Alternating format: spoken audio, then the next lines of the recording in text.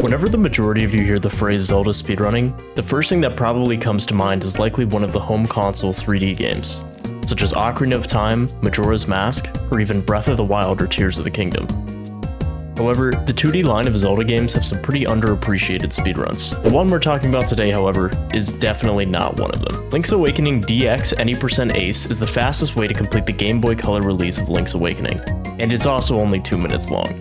Due to the fact that this category is ridiculously short, RNG heavy, and fairly difficult, this category is widely considered a joke by the community. But what even makes it possible to complete this game in 2 minutes without the use of any cheat codes or external tools? A few months ago, I decided to undergo the torture of grinding this game for a week straight, and ended up placing in a top 5 time on the leaderboard. So let's take a look at this run and see what I did to break everyone's second favorite Link's Awakening remake. Before the run even begins, there's a couple things to note. For one, this run is performed on the BGB emulator, a hardware-accurate Game Boy Color emulator that is allowed for leaderboard submissions. Additionally, all 3 files have rather strange file names. These file names are very important for the trick that makes this run possible, so we'll discuss it when we get there. Additionally, this run is performed on the Japanese 1.0 version of the game, due to it being required for the trick I mentioned earlier. We start the run off by getting through Malon's text. Text matching in this game is done with one clean swipe input from A to B, to make sure the text is advanced as fast as possible on the first possible frame. This run is very short, so advancing text as fast as possible is very important. Now, we can just grab the shield from Mario and we're able to perform the first trick of the run, wall clipping. By walking into the corner of a solid wall, Link partially clips into it.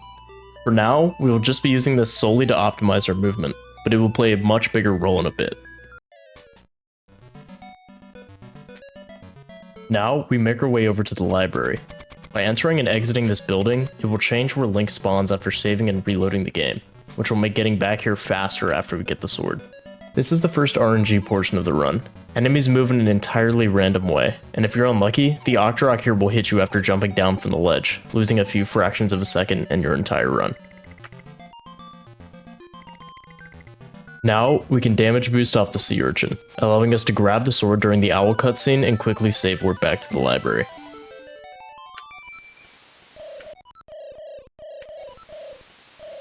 This one's got potential.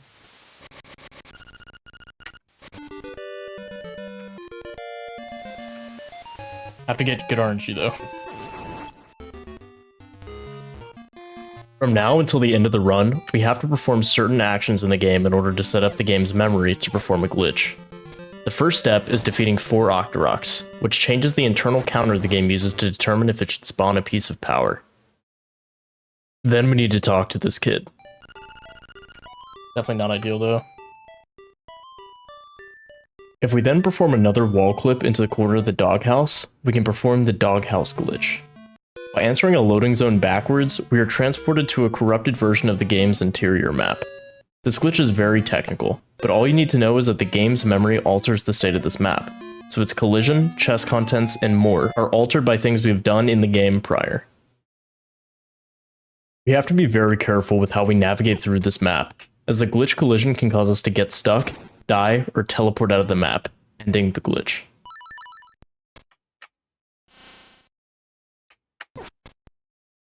Defeating this glitched enemy and pausing in the next room is important for setting things up in memory for the trick occurring in a second.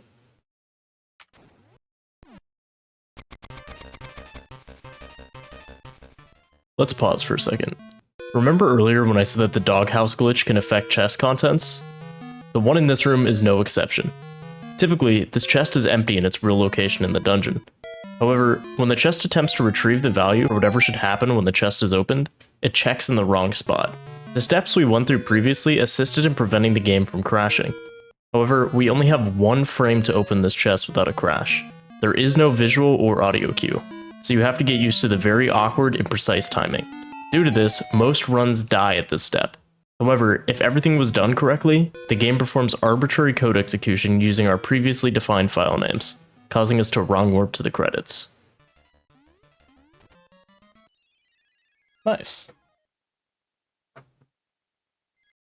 So that's Link's Awakening in 2 minutes.